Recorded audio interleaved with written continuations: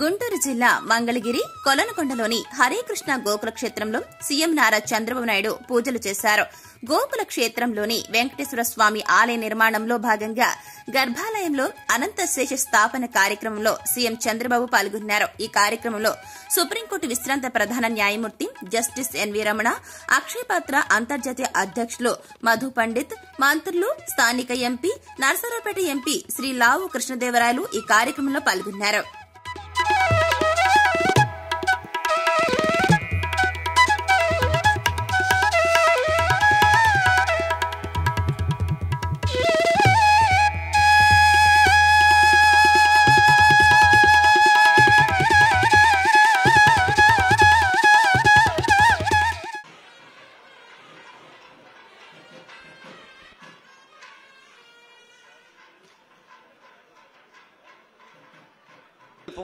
అర్చన అనంతరం ఆశీర్వచనం అందుకొని ఈ యజ్ఞ వేదిక దగ్గరకు వస్తారు. హరే కృష్ణ నామాన్ని ప్రతిధ్వనింపచేస్తున్న ఇస్కాన్ మనందరికీ తెలుసు, ఈ ఆధునిక ప్రపంచంలో అన్ని దేశాలకు అంతర్జాతీయ స్థాయి శ్రీల ప్రభుపాద వారు ఒక మాట చెప్పారు. వారు కలకత్తాలో ఉన్నప్పుడు ఒక దగ్గర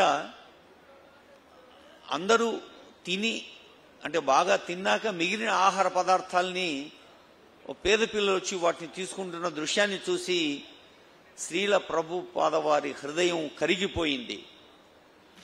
నేనెప్పుడు వెంకటేశ్వర స్వామి మా ఇంటి కులదైవం. మా ఇంట్లో నుంచి నేరుగా చూస్తే మంగాపురం సైడు గోపురం అక్కడంతా కూడా 3 నామాలు కనబడుస్తూనే ఉంటాయి. ఇంట్లో నుంచి పైన ఎక్కి చూస్తే తిరుమలలో ఉండే 3 నామాలు ఇంటి దగ్గర నుంచి చూసే అవకాశం వస్తుంది. నేను నమ్మిన దేవుడు, నమ్ముతున్న దేవుడు, నేను ప్రార్థించే దేవుడు వెంకటేశ్వర స్వామి అని చెప్పి కూడా నేను మీకు తెలియజేస్తున్నా. ప్రతిరోజు ఒక 2 నిమిషాలే నేను ఒకటే కోరుకుంటాను. దండం పెట్టుకొని 1 నిమిషం ప్రార్థన చేసి, ఇప్పుడు ఒకసారి చూస్తే నాకు ప్రాణ భిక్ష పెట్టింది కూడా వెంకటేశ్వర స్వామి. అదొక మిస్టరీ కూడా. 2003లో నా మీద 23 క్లేమోర్ మైన్స్ ని బ్లాస్ట్ చేస్తే సాక్షాత్తు వెంకటేశ్వర స్వామి నాకు ప్రాణభిక్ష పెట్టాడు. ఏదో చెయ్యాలని ఆ రోజు నన్ను కాపాడాడు.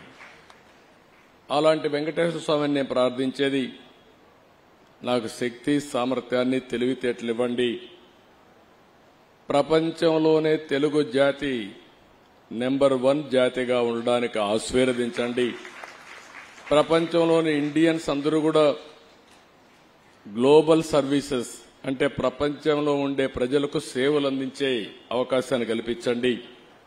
ఈ దేశంలో పేదరికం లేని సమాజం, అందుకే ఇటీవల నేను మాట్లాడుతున్న జీరో పావర్టీ మనందరి బాధ్యత.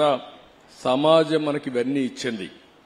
ఈరోజు నేను ఒక ముఖ్యమంత్రిగా ఉన్నా, రమణ గారు former chief justice of India అయినా, లేకపోతే వేదిక పైన ఉండే పెద్దలు కొంతమంది మంత్రులైనా, ఇక్కడికి ఉండేవాళ్లు వివిధ రంగాల్లో బ్రహ్మాండంగా రాణిస్తున్నా, ఇది మనకు సమాజమే ఈ అవకాశం ఇచ్చింది.